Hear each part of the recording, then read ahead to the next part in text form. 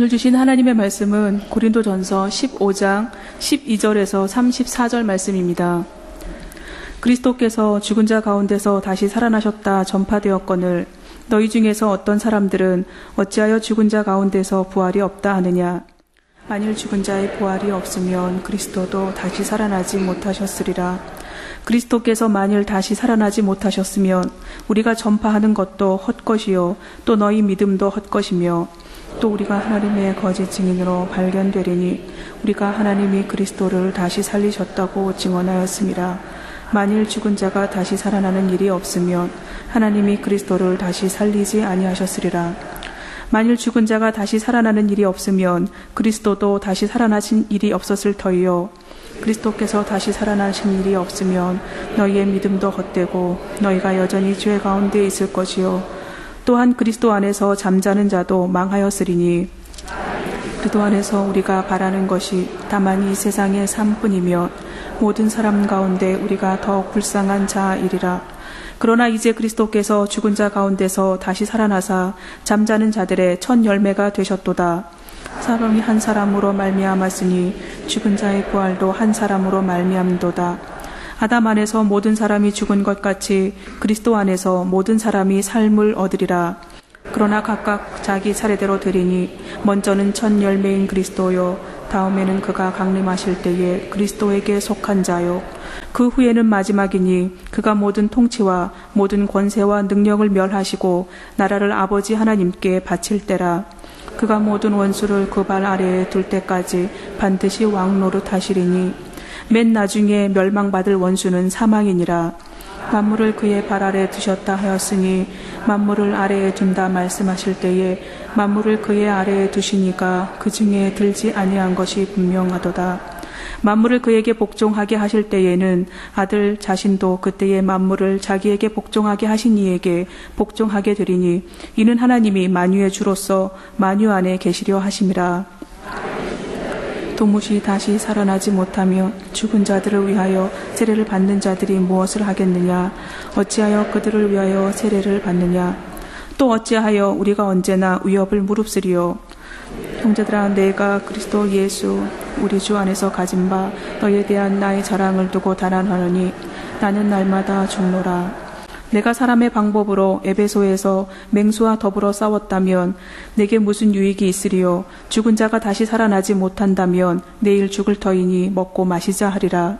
속지 말라. 악한 동물들은 선한 행실을 더럽히나니 깨어 의를 행하고 죄를 짓지 말라. 하나님을 알지 못하는 자가 있기로 내가 너희를 부끄럽게 하기 위하여 말하노라. 아멘. 고린도전서 15장은 부활장이라고 불립니다. 주제가 예수 그리스도의 부활이거든요. 그래서 1절부터 11절 사이에서 사도 바울은 예수 그리스도 부활의 역사적 사실을 자기 나름대로 이야기를 했습니다. 부활하신 예수 그리스도께서 베드로를 비롯한 제자들에게 그리고 500여 형제들에게 또 예수님의 혈육에게 또 하나님의 말씀을 전하고자 하는 모든 사도들에게 심지어 예수님을 핍박하던 자기 자신 바울에게도 임하셨음을 이야기를 했습니다. 그래서 내가 나 된 것은 하나님의 은혜다 이렇게 고백했습니다. 부활하신 주님이 아니셨다면 바울은 우리가 아는 바울이 될 수 없었다는 말이죠. 그리고 11절에서 이렇게 이야기를 했습니다. 그러므로 나나 그들이나 이같이 전파하매 이 캐리소라고 하는 헬라어는 현재형으로 쓰였다 그랬죠. 그런데 너희도 이같이 믿었느니라. 너희가 믿었다라고 할 때에 피스티오는 과거형으로 쓰였다고 했습니다. 왜 그랬는지 이유를 생각해 봤죠. 항상 성경 말씀을 통해서 예수 그리스도의 부활은 오늘 이 시간에도 세계 곳곳에서 현재형으로 증거되고 있습니다. 그래서 고린도 교회 교인들 너희들이 예전에 과거에 그 복음을 믿음으로 그리스도인이 되었다는 것입니다. 그런데 과거에는 분명히 믿고 믿음으로 말미암아 교회가 세워졌는데 오늘 이 시간 현재에도 그 믿음이 변함이 없느냐?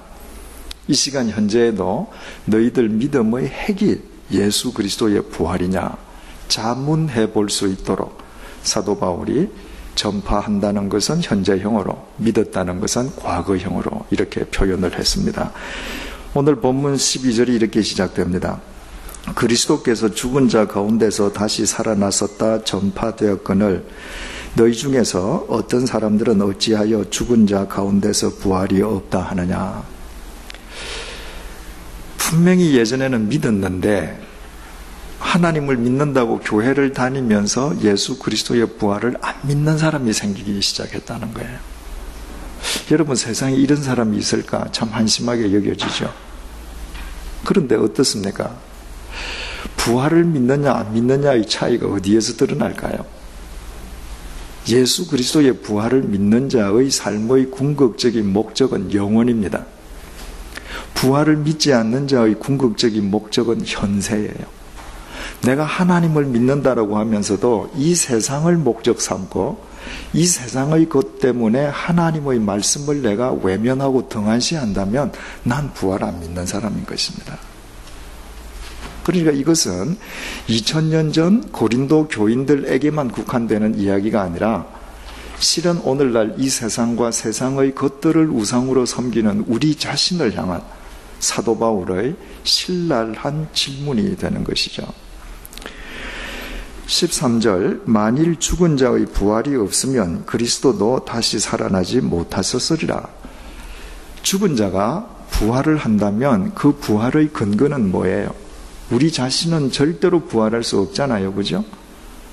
죽음을 깨트리신 예수 그리스도의 생명 안에 있을 때 그 생명을 힘입어서 우리도 부활하는 거잖아요. 그런데 하나님을 믿는 자에게 도대체 부활이 없다면 그것은 사람의 부활을 부인하는 것뿐만 아니라 부활의 근거인 예수 그리스도의 부활을 부정하는 것이라는 것입니다. 14절 그리스도께서 만일 다시 살아나지 못하셨으면 우리가 전파하는 것도 헛것이요 또 너희 믿음도 헛것이며. 여기 헛것 이렇게 있잖아요. 그죠? 그런데 이것을 공표를 우리가 하시고 그리스도께서 만일 다시 살아나시지 못하셨으면 하는 그 다음에 헛것을 화살표로 해서 끼워 넣으십시다. 우리 성경은 그리스도께서 만일 다시 살아나지 못하셨으면 우리가 전파하는 것도 헛것이요. 헛것이 제일 뒤에 들어있죠.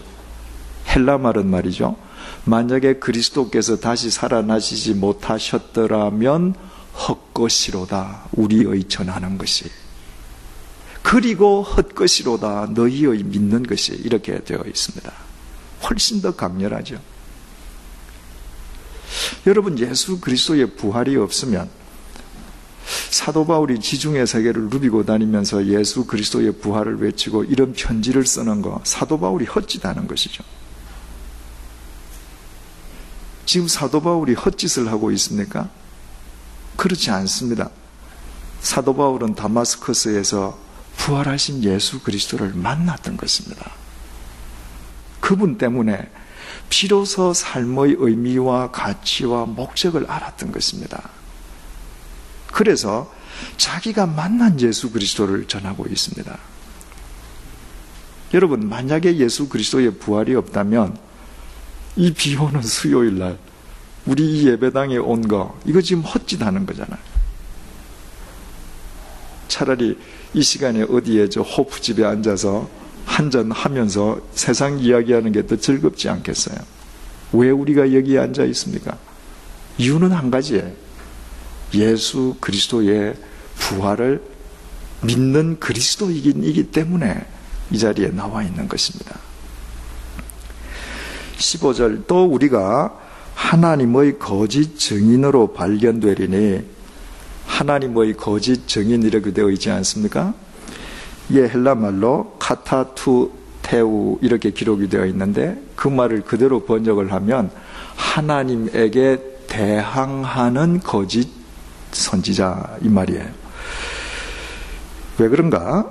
우리가 하나님이 그리스도를 다시 살리셨다고 증언하였습니다. 만일 죽은 자가 다시 살아나는 일이 없으면 하나님이 그리스도를 다시 살리지 아니하셨으리라.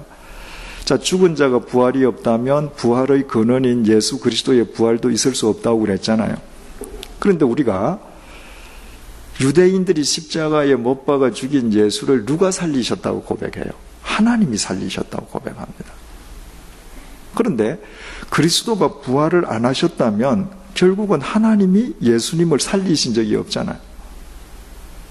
하나님은 실제로 예수님을 살리신 적도 없는데 우리가 믿음을 빙자해서 하나님의 이름을 팔아서 하나님이 예수를 살리셨다고 거짓 증거하는 셈이 돼요.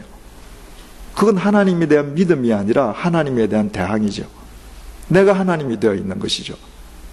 그러니까 그렇게 말하는 모든 그리스도인들은 다 거짓 증인에 지나지 않겠는가. 여러분, 예수 그리스도의 부활이 만약에 없다면 고린도전서 15장을 이 자리에서 여러분들에게 전하고 있는 저도 거짓말쟁이가 되잖아요. 그런데 저는 여러분들에게 거짓말하고 있지 않습니다.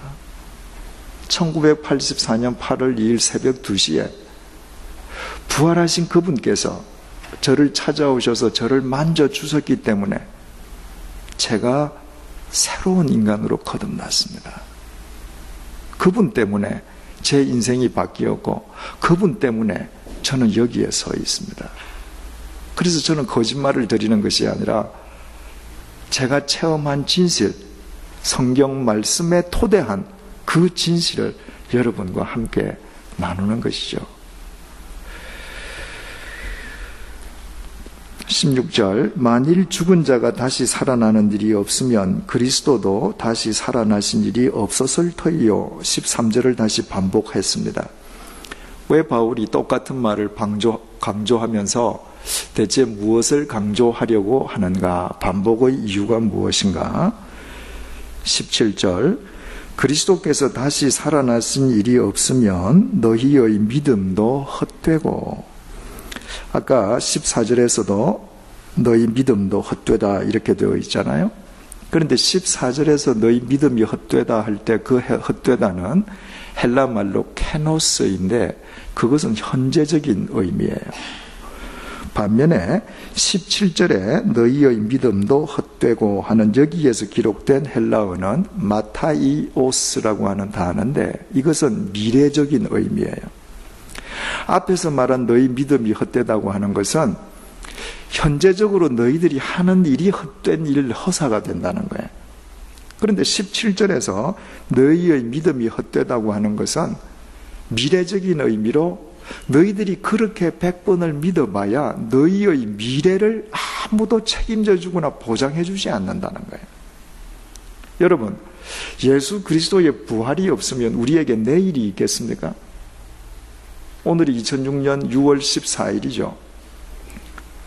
인간이 하루를 24시간으로 나눈 그 시간 개념에 의하면 6월 15일 내일이 올 수 있습니다. 그렇죠?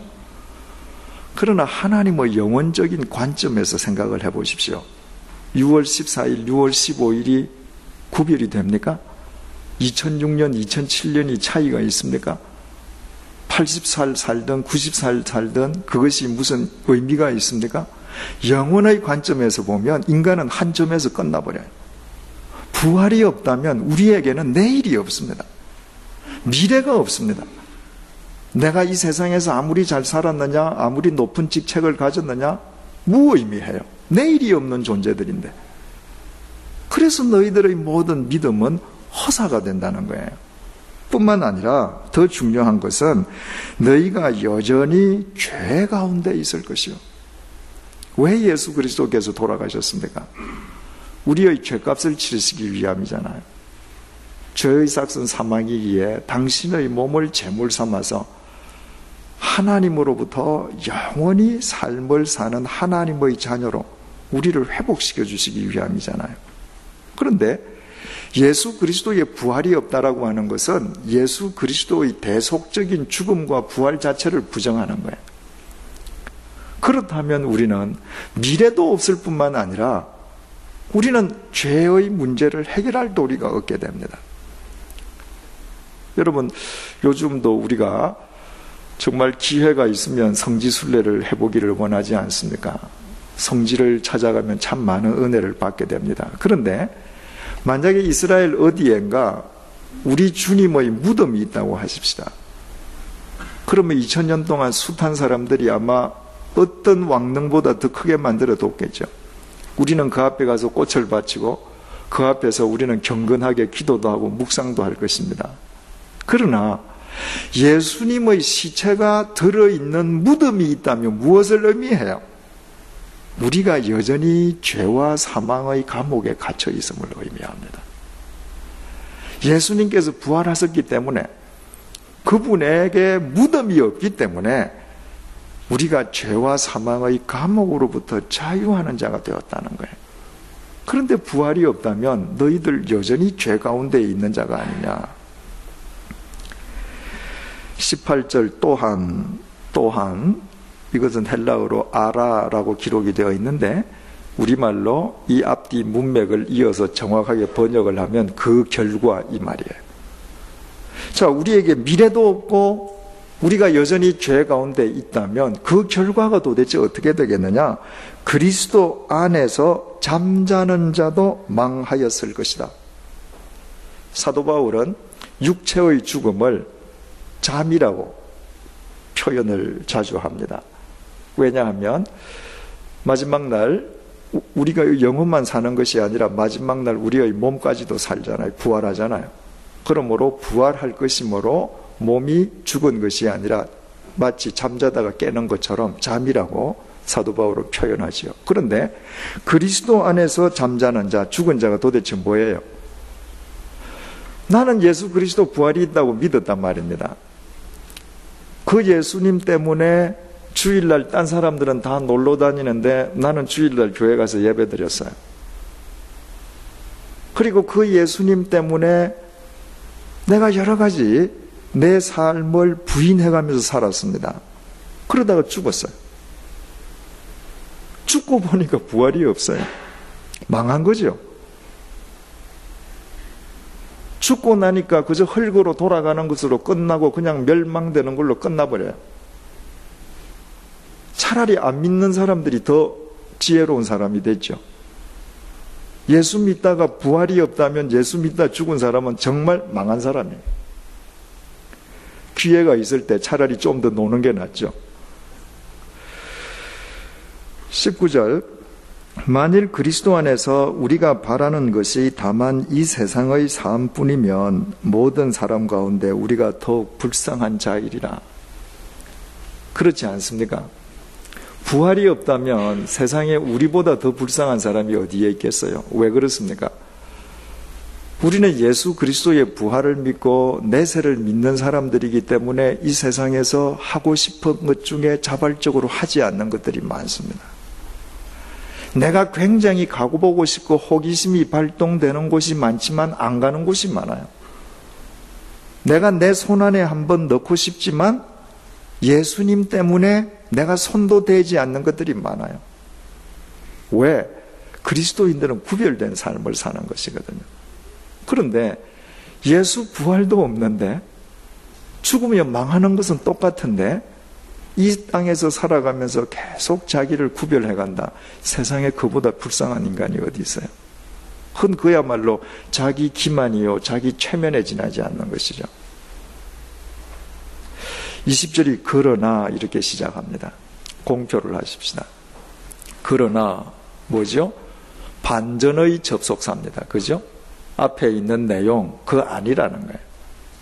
그러나 이제 그리스도께서 죽은 자 가운데서 다시 살아나사 잠자는 자들의 첫 열매가 되셨도다. 우리는 절대 불쌍한 자 아니라는 거예요. 우리가 믿는 것, 전파하는 것 절대로 헛된 일이 아니라는 거예요. 왜?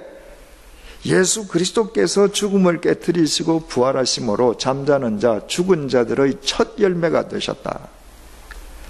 성경에서 첫 열매라고 하는 용어는 굉장히 중요합니다.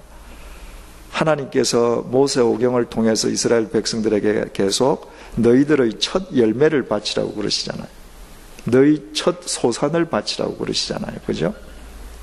왜 그렇습니까? 첫 열매는 그 이후에 이어지는 모든 열매의 대표예요. 첫 열매는 첫 열매로 끝나는 것이 아니라 그 이후에 이어지는 모든 열매의 질과 의미와 가치와 수준을 뜻하는 것입니다. 그래서 항상 내가 첫 열매를 하나님께 정성스럽게 바친다라고 하는 것은 내게 주어지는 모든 열매를 내가 하나님께 바치는 이런 마음으로 관리하겠다는 뜻이 되잖아요. 마찬가지로 예수 그리스도께서 죽음을 깨뜨리심으로 부활의 첫 열매가 되셨다고 하는 것은 예수 그리스도 안에서 주님을 믿는 우리 모두도 그와 똑같은 부활의 열매를 결실할 수 있음을 그분이 보여주셨다는 거예요. 21절 사망이 한 사람으로 말미암았으니 죽은 자의 부활도 한 사람으로 말미암는도다. 사망이 한 사람으로 왔다. 이 사람이라고 하는 말이 히브리 말로 번역을 하면 아담이 돼요. 그게 아담은 첫 번째 사람 이름이기도 하고 그 사람 자체를 가리키는 보통명사도 되는 것이죠. 한 사람 아담 때문에 모든 사람이 죽게 되었습니다. 그런데 새로 오신 한 분 예수 그리스도 때문에 모든 사람들이 다시 살게 되었단 말이죠. 부활하게 되었단 말이죠. 22절 아담 안에서 모든 사람이 죽은 것 같이 그리스도 안에서 모든 사람이 삶을 얻으리라. 아담 안에서, 그리스도 안에서 이거 참 중요하죠. 그죠? 왜 아담 한 사람이 죄를 지었는데 아담 안에서 모든 사람이 죽게 되었습니까? 우리는 죄를 범한 아담의 피를 이어받은 사람들이에요. 아담의 피 안에서 아담과 육적으로 연합된 자들이에요. 그래서 그 아담으로 인해서 죄의 싹은 사망이기에 모든 사람에게 사망이 왔단 말이죠. 그리스도 안에서 우리는 믿음에 의하여 영적으로 예수 그리스도의 보혈과 연합합니다. 그래서 바로 예수 그리스도의 보혈 속에서 모든 사람이 살아나는 거예요. 여러분 성경을 보면 말이죠. 보면 볼수록 창세기 같은 경우는 모세가 3천 수백 년 전에 쓴 것으로 알려져 있는데 그 3천 수백 년 전에 동시대에 세상에 남아있는 여타 문헌들을 보면 원시적인 글들이거든요. 그런데 이 창세기 성경의 문헌을 읽어보면 사람이 그 당시 다른 문헌들과 비교해 볼 때 사람이 썼다고 생각하기에는 상상 자체가 불가능할 정도로 완벽하게 쓰여져 있습니다. 이를테면 창세기 5장에 성경 최초의 족보가 나와요. 아담이 범죄한 이후의 족보이죠. 그 족보의 강조점이 뭔지 압니까? 죽었다는 거예요. 아담은 몇 세에 죽었고 셋은 몇 세에 죽었고 마할랄렛도 몇 세에 죽었고 노아도 몇 세에 죽었고 다 죽었다는 것입니다. 아담 안에서 모든 사람이 죽었다는 것이 창세기 5장 족보에서 그렇게 드러납니다. 예수 그리스도 안에서 모든 사람이 살아났다는 것은 신약 성경에 어떻게 드러나요? 마태복음 1장 최초의 족보에 낳고 생명입니다. 그리스도의 족보 안에서 남의 여자와 불륜을 범했던 다윗도 산다는 거예요. 형편없는 삶을 살았던 유다도 산다는 겁니다. 다말 같은 여자도 산다는 거예요. 기생 라합도 산다는 겁니다. 얼마나 놀라운 복음이에요. 22절 아담 안에서 모든 사람이 죽은 것 같이 그리스도 안에서 모든 사람 공표를 하십시다. 모든 사람이 삶을 얻으리라. 22절에서 가장 중요한 단어를 하나 고르라면 모든 단어가 다 중요하지만 모든 사람이에요. 왜 이 구절이 중요합니까? 이 단어 때문에 내가 사는 거예요. 이 단어 때문에. 예수 그리스도 안에서 유대인만 산다? 예수 그리스도 안에서 지식을 갖춘 사람만 산다? 예수 그리스도 안에서 어떤 자격 이상만 산다? 우리는 다 제외될 수 있죠. 그러나 예수 그리스도 안에서 남녀노소를 불문하고 주님을 믿는 자는 모든 사람이 다 부활의 생명을 얻는다는 것입니다. 그래서 우리에게도 그 그 구원이 임한 것이죠. 23절 그러나 각각 자기 차례대로 되리니 먼저는 첫 열매인 그리스도요. 제일 먼저 부활하신 분은 첫 열매이신 예수 그리스도시고 다음에는 그가 강림하실 때에 그리스도에게 속한 자다. 예수 그리스도께서 강림, 재림하실 때에 예수 그리스도에게 속한 자, 그리스도 안에 있는 자, 예수 그리스도를 믿는 모든 자의 몸이 부활할 것이다. 여기에서 예수님의 재림을 뜻하는, 강림을 뜻하는 헬라어가 파루시아라고 기록이 되어 있는데요. 이 파루시아라고 하는 헬라어는 본래 황제가 행차하는 것, 그 상황을 묘사하는 단어입니다. 무엇을 의미하겠습니까? 예수님께서 처음 오실 때는 정말 베들레헴의 구유 속에서 비천하게 오시고 달동네 나사렛에서 사시잖아요. 재림하시는 예수님은 그런 모습으로 이제 오시지 않는다는 거예요. 만 왕의 왕으로 온 세상의 통치자로 파루시아 하신다는 것이죠. 24절 그 후에는 마지막이니 여기에 마지막이라고 하는 헬라어 텔로스는 종말이다 이 말이에요. 예수 그리스도께서 강림하시고 재림하시고 그리고 모든 자들이 영으로뿐만 아니라 몸으로까지 부활하고 나면 종말이 되는데 그가 예수 그리스도시죠. 모든 통치와 모든 권세와 능력을 멸하시고 종말이 되면 여기에서 모든 통치, 권세, 능력은 하나님을 부정하고 하나님과 대적하던 모든 악한 자들, 모든 악한 권세들, 주님께서 그 모든 자들을 멸하신다는 것입니다. 그리고 나라를 아버지 하나님께 바칠 때다.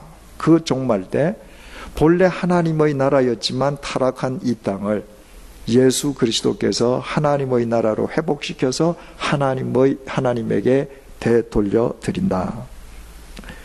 25절 그가 모든 원수를 그 발 아래에 둘 때까지 반드시 왕 노릇 하시리니 종말 때 이 세상의 모든 악한 세력들을 주님께서 다 그 발 아래에 두실 때까지 예수 그리스도의 이 통치는 끝나지 않는다는 것입니다. 바로 이것은 시편 110편 1절을 사도 바울이 원용한 것입니다. 여호와께서 내 주에게 말씀하시기를 내가 네 원수들로 네 발판이 되게 하기까지 너는 내 오른쪽에 앉아 있으라 하셨도다. 하나님께서 예수님을 너는 내 오른쪽에 앉아 있으라 이 이야기는 하나님의 모든 통치권을 아들에게 주신다는 거예요. 그래서 만물이 회복될 때까지 예수 그리스도께서 하나님의 통치력으로 세상을 통치하신다는 것이죠. 26절 맨 나중에 멸망받을 원수는 사망이니라. 그리고 나서 제일 마지막에 예수 그리스도께서 완전히 멸절시킬 것은 사망 그 자체라는 거예요. 이것은 죽음 그 자체를 의미하기도 하지만 죽음을 이르게 하는 모든 사단의 세력, 죄악 그 자체를 의미하는 것이죠. 바로 예수 그리스도 안에서 하나님의 심판이 이루어지고 만물이 회복되고 나면 죽음 자체가 없어지는 것이죠. 그때에는 영원한 삶만 있는 것이고 그 세상에는 악이라는 것은 존재하지 않기 때문인 것이죠. 27절 만물을 그의 발 아래 두셨다 하셨으니 그의 발은 예수 그리스도시죠. 예수 그리스도의 발 아래 두셨다 하셨으니 만물을 아래에 둔다 말씀하실 때에 만물을 그의 아래에 두시니는 누구시죠? 하나님이시죠. 하나님은 그 중에 들지 아니한 것이 분명하도다. 아까 시편 110편 말씀에 하나님께서 만물을 그의 발 아래 두신다 말씀하셨거든요. 그럼 하나님께서 만물을 예수님의 발 아래에 두신다면 만물을 예수님의 발 아래에 두시는 하나님은 예수님의 발 아래에 안 들어가는 거잖아요. 무슨 말인지 이해가 되셨죠? 이 탁자 위에 여러 가지 물건이 많이 있는데 이 물건을 제가 들어서 제 발 아래에다가 제가 놓습니다. 그럼 물건만 놓는 것이지 이 물건을 제 발 아래에 넣는 제 자신이 제 발 아래에 들어가는 건 아니란 말이죠. 28절 만물을 그에게 복종하게 하실 때에는 아들 자신도 그때에 만물을 자기에게 복종하게 하신 이에게 복종하게 되리니 하나님께서 만물을 예수 그리스도에게 복종하게 하실 그때에는 예수 그리스도 또한 하나님에게 복종하게 되신다. 이것은 말이죠, 예수 그리스도 성자 하나님께서 성부 하나님보다 존재적으로 열등하거나 성자 하나님께서 존재적으로 성부 하나님께 종속되어 있다, 이런 의미가 아니라 삼위일체 하나님의 본체는 똑같으시고 존재는 동일하시지만 삼위일체 하나님의 경륜, 역할이 다르다는 것을 지금 가르쳐 주는 거예요. 이는 하나님이 만유의 주로서 만유 안에 계시려 하심이라. 자, 하나님은 만유의 주세요. 만물을 창조하신 주님이세요. 제가 종이로 무슨 공작을 만들었다.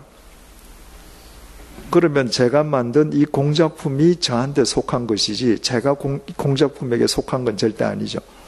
그러니까 하나님께서 만물을 만드셨다는 것은 만물을 초월하시는 분이세요. 그런데 그 하나님은 어떤 분이신가? 또 만유 안에 계셔요. 하나님은 만물을 초월하시는 분일 뿐만 아니라 만물 안에 내재해 계셔요. 우리 한 사람 한 사람 안에 내재해 계셔요. 지금 바울은 마지막 날 예수 그리스도 안에서 심판을 통해서 만물을 회복하시는 하나님 아버지의 절대 주권을 이야기하고 있어요. 그럼 우리가 금방 질문이 제기되죠. 아니, 느닷없이 예수 그리스도의 부활을 이야기하던 바울이 왜 이렇게 심판, 종말, 하나님의 회복, 주권 이런 걸 왜 이야기하는가? 예수 그리스도의 부활을 믿지 않는다는 것은 예수 그리스도 안에서 심판을 통해서 만물을 회복하시는 하나님의 주권을 믿지 않는 것이라는 이야기를 해주기 위함인 거예요. 여러분, 우리가 서두에 말씀드린 것 같이 예수님을 믿는다라고 하면서 실제로 예수 그리스도의 부활 자체가 우리의 신앙의 목표가 아니다라고 가정을 해보십시다. 그때는 어쩔 수 없이 우리는 이 세상의 것을 목표로 살게 되죠. 이 세상의 것이 우상이 되는 것이죠. 그죠? 그건 뭘 의미하는 거예요? 예수 그리스도 안에서 만물을 회복하시는 하나님의 심판을 안 믿는 겁니다. 그리스도의 부활을 믿는다는 것은 그리스도 안에 있는 하나님의 심판과 만물의 회복과 직결되는 것이거든요. 그러면 부활을 안 믿는 자가 만물을 회복하시는 하나님의 심판을 안 믿는데 그 사람이 아무리 하나님을 믿는다 한들 바른 삶을 살 수 있겠느냐? 바울은 이걸 묻고 있는 것입니다. 우리 2주 전에 주일 난제배 시간을 통해서 함께 생각해 보지 않았습니까? 하나님께서는 예수 그리스도 안에서 심판을 통해서 만물을 회복하시는데 하나님의 심판이 믿지 않는 자에게는 멸망을 의미하지만 믿는 자에게는 뭐라고요? 하나님의 상급이에요. 그죠? 하나님의 상급은 뭐라고요? 심은 것을 심은 대로 심은 만큼 거두게 하시는 거예요. 내가 예수 그리스도의 부활에 관심이 없다면 결국은 이 하나님의 셈법에 내가 관심이 없는 거예요. 내가 지금 무엇을 심어야 영원하신 하나님 나라에서 내가 열매를 거둘 것인가를 생각하지 않기 때문에 결국은 이 세상의 삶에서 구별되기 어렵게 되는 것이죠. 사도 바울이 가이사랴 감옥에 갇혀 있을 때 벨릭스 총독이 사도 바울의 소문을 들었습니다. 그래서 야 바울아, 너 나와봐라. 너 나한테 예수 그리스도를 믿는 도의 요체 핵심이 뭐냐 한번 간단하게 설명을 해봐라. 그랬더니 사도 바울이 사도행전 24장에서요, 딱 세 단어로 말을 했습니다. 예수 그리스도를 믿는다는 것은 첫째, 의, 둘째, 절제, 셋째, 심판이다.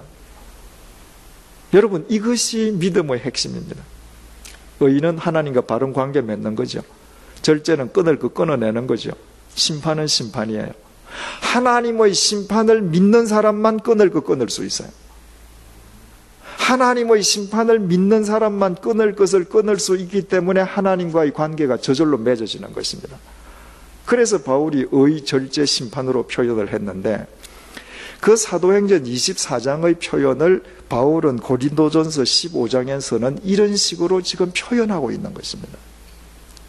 너희들이 부활을 믿지 않으면 결국 만물을 심판을 통해서 회복하시는 하나님을 믿지 않는 것인데, 그렇게 해서는 절대로 그리스도인답게 이 세상에서 뿌려야 될 바른 삶을 심을 수 없다는 것이죠. 29절, 만일 죽은 자들이 도무지 다시 살아나지 못하면 죽은 자들을 위하여 세례를 받는 자들이 무엇을 하겠느냐? 어찌하여 그들을 위하여 세례를 받느냐?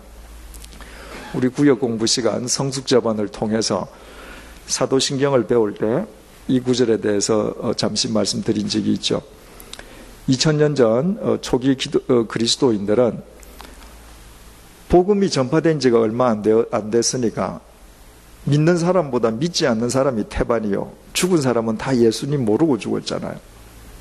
그래서 그리스도인들이 죽은 사람, 예수님을 믿지 못하고 예수님 복음을 한 번도 듣지 못하고 죽은 자들을 위해서 살아있는 그리스도인들이 대신 세례를 받았단 말입니다. 내가 살아있는, 내가 죽은 자의 이름을 위해서 세례를 받으면 혹 주님께서 구원해 주시지 않을까. 사도 바울은 지금 그 말을 하는 거예요. 하면서 그 말이 맞다 틀리다고 이야기하지 않고 단지 부활을 강조하는 자기의 논증으로 그 이야기를 지금 인용하고 있습니다. 고린도 교회에서도 이런 관습이 있었다는 얘기죠. 얘들아, 너희들 한번 생각을 해봐라. 죽은 자를 위해서 세례를 받으면서 죽은 자의 부활을 안 믿는다면 이거 얼마나 모순되는 말이냐. 그렇죠? 죽은 자의 부활을 믿지 않으려면 죽은 자의 구원을 위해서 세례를 받는 관습도 없어야 될 텐데, 내가 믿어보니까 참 좋아서 죽은 자를 위해서 세례는 받으면서도 하나님을 믿는다는 그리스도인의 목표가 부활은 아니에요. 은연중에 안 믿는 거예요. 너희들 얼마나 모순된 삶을 사느냐, 이렇게 지적을 했습니다. 30절, 또 어찌하여 우리가 언제나 위험을 무릅쓰리요. 예수 그리스도의 부활이 없다면 가능한 한 안락한 삶을 살지 예수 그리스도로 인해서 주어지는 위험을 감수할 까닭이 어디에 있느냐는 거예요. 사도 바울이 얼마나 위험한 삶을 살았는지는 고린도후서 11장 24절 이하의 고백을 통해서 알 수 있습니다.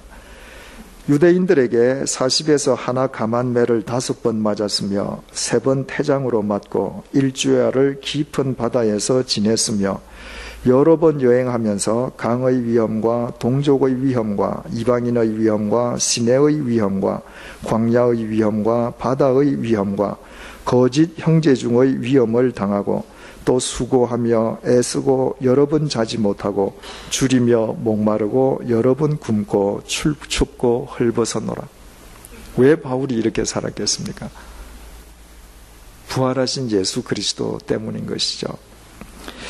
31절, 형제들아, 내가 그리스도 예수 우리 주 안에서 가진 바 너희에 대한 나의 자랑을 두고 단언하노니 나는 날마다 죽노라.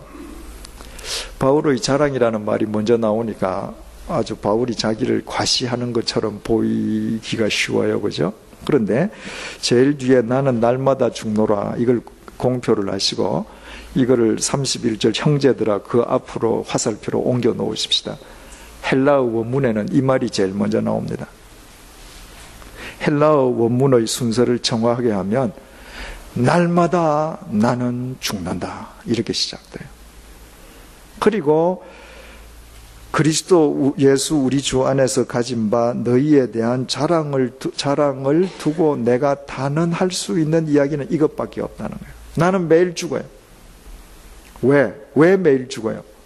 부활하신 예수 그리스도를 믿기 때문에 나를 죽이면 죽일수록 영혼의 씨앗을 뿌릴 수 있고 부활하신 예수 그리스도 안에서 그 열매를 거두게 될 줄을 믿기 때문에 내가 죽는 것입니다. 굉장히 역설적인 얘기죠. 내가 죽는다는 것은 사는 것이다 이 말이에요. 내가 죽으면 사는 것입니다. 내가 죽으면 영원한 열매를 거두는 것입니다. 그러나 내가 살고 싶어서 살면 살수록 사실은 나는 헛 인생을 사는 꼴이 되는 것이죠. 32절 내가 사람의 방법으로 에베소에서 맹수와 더불어 싸웠다면 내게 무슨 유익이 있으리요? 지금 에베소에서 맹수와 더불어 싸웠다면 이렇게 되어 있는데 사도 바울은 3차 선교 여행 도중에 에베소에서 3년 동안 체류했습니다. 그 3년 체류하는 동안에 바로 지금 고린도전서를 쓴 겁니다. 그런데 사도 바울이 내가 에베소에서 맹수와 싸웠다 이렇게 표현을 했습니다. 이 당시에 그 원형극장에서 맹수와 이 격투사들 싸움을 붙이잖아요. 그죠? 그 다음에 죄수들도 맹수의 밥이 되게 하고 네로가 그 기독교인들을 핍박할 때는 예수 믿는 사람들 다 원형극장에 던져서 사자의 밥이 되게 하지 않았습니까? 그런데 사도 바울이 에베소에 있을 때는 네로의 박해가 시작되기 전이죠. 따라서 사도 바울이 그리스도인에 대한 핍박 때문에 자기가 직접 원형극장에서 맹수와 싸웠다라는 의미이기보다는 맹수와 싸우는 것과 같은 위험도 당했다. 이렇게 우리가 이해하는 것이 더 정확하겠죠. 그런데 사람의 방법으로 무슨 의미겠어요? 내가 내 인간 욕심대로 살다가 그런 위험을 당했다면 그 내게 무슨 유익이 있느냐는 거예요. 만약에 예수 그리스도도 없고 그리고 내가 내 살고 싶은 대로 살다가 내가 만약에 맹수와 싸우는 같은 그런 위험을 당하고 결국 인생이 죽고 허망하게 끝나고 만다면 32절 하반절 죽은 자가 다시 살아나지 못한다면 내일 죽을 터이니 먹고 마시자 하리라. 캐세라 세라 살자. 그렇죠. 정말 아까도 말씀드렸듯이 죽은 자가 다시 살아나지 못하고 우리가 의식하든 의식하지 않든 우리 신앙의 목표가 예수 그리스도의 부활이 아니라면 먹고 마시는 삶이 훨씬 지혜로운 겁니다. 저도 예전에 놀던 가락이 있거든요. 이게 지금이라도 놀라면 저 누구보다도 잘 놀 자신이 있습니다. 그 왜 안 노는가? 이유는 한 가지죠. 그분을 믿기 때문이고 그분의 부활, 영원한 삶, 그분의 심판, 상급을 믿기 때문입니다. 33절 속지 말라.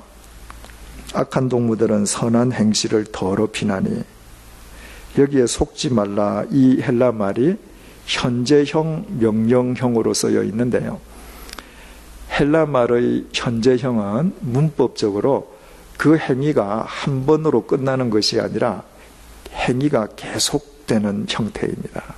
그래서 속지 말라는 것은 한 번 속지 말라는 말이 아니라 계속해서 속지 말라는 거예요.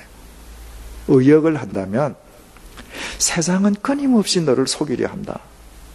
그러므로 계속 속지 마라.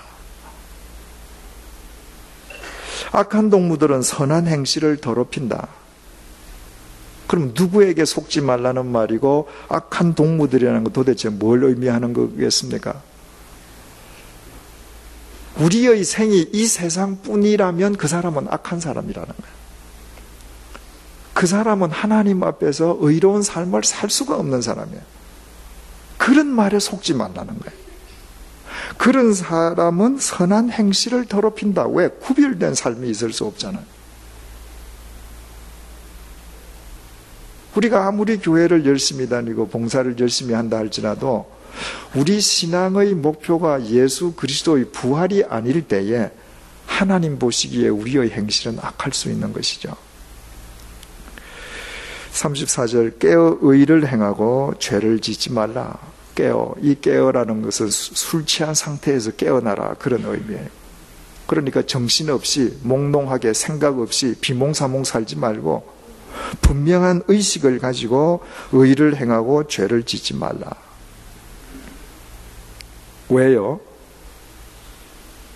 예수 그리스도의 부활을 믿는다는 것은 바로 예수 그리스도의 심판을 통해서 만물을 회복하시는 하나님의 주권을 믿는 것이므로 내가 참된 열매를 거두기 위해서는 참된 것을 지금 심어야 되고 의를 행해야 되고, 악한 열매를 거두지 않기 위해서는 악한 것을 심지 않기 위해서 죄를 범치 말아야 되는 것이죠.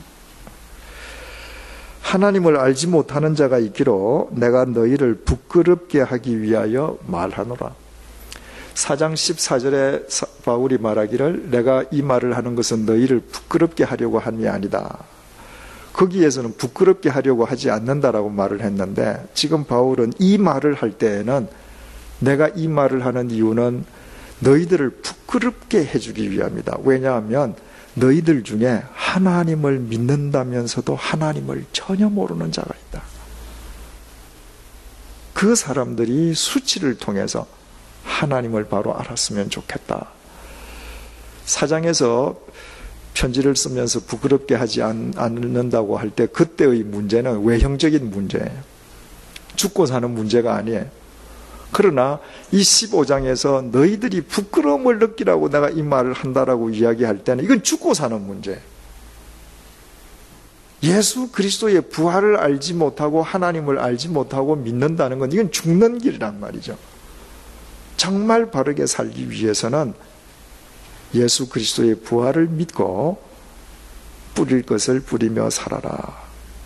정말 고린도 교인들에 대한 사도 바울의 깊은 사랑과 충정을 이 한마디에서 우리가 깨닫게 됩니다.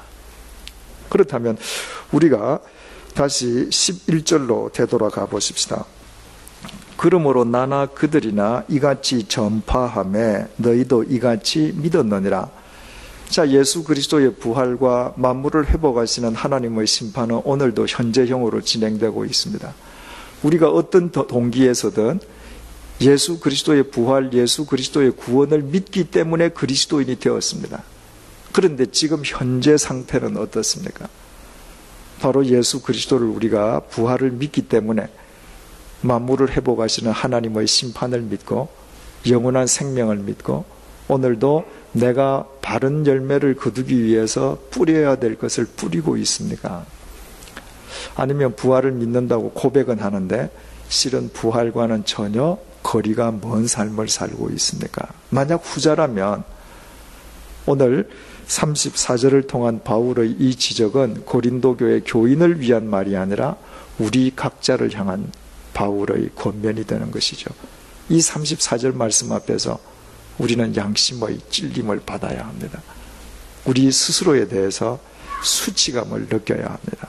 그리고 우리가 예수 그리스도의 부활을 우리 삶의 목적으로 삼고 바른 진리의 열매를 뿌려간다면 우리 또한 사도 바울처럼 우리가 세상을 떠난 뒤에도 이 세상을 밝히는 빛의 통로가 될 수 있습니다. 우리가 위대해서가 아니라 우리가 믿는 주님께서 부활의 예수 그리스도이시기 때문입니다. 기도하겠습니다. 주님, 한 사람으로 말미암아 모든 사람이 죽은 것처럼 예수 그리스도로 말미암아 모든 사람이 삶을 얻게 되었습니다. 만약 주님께서 특정한 사람만을 살려주셨다면 우리는 결코 이 자리에 있을 수 없을 것입니다. 주님께서 주님 안에서 모든 사람을 살려주셨기에 우리 또한 그리스도인으로 하나님의 생명을 얻고 이 자리에 나올 수 있게 되었습니다. 주님 참 감사합니다. 오늘 주님의 말씀을 통해서 우리 삶의 실상을 되돌아보게 해주시니 정말 감사합니다. 예수 그리스도의 부활과 구원을 믿고 그리스도인이 되었는데 신앙생활 하는 가운데에 어느덧 구원의 감격도 부활도 모두 상실해버리고 말았습니다. 그저 남은 것은 우리의 신앙적인 습관과 타성밖에 없습니다. 주님, 그래서 주님을 믿는다고 하면서도 우리의 삶이 세상과 구별되지 못하고 있었습니다. 주님 말씀을 통해서 우리의 이 어리석은 실상을 오늘 깨우쳐 주셔서 정말 감사합니다. 이 말씀 앞에서 부끄러움을 느낄 수 있도록 도와주셔서 정말 감사합니다. 이제 말씀 안에서 예수 그리스도의 부활이 우리 삶의 목적이 될 수 있도록 도와주옵소서. 그리하여 이 땅에서 뿌려야 될 것을 바르게 뿌리게 도와주셔서 우리의 코끝에서 호흡이 멈추어지는 날 우리 가운데에 그 누구도 후회하는 자가 없도록 도와주옵소서.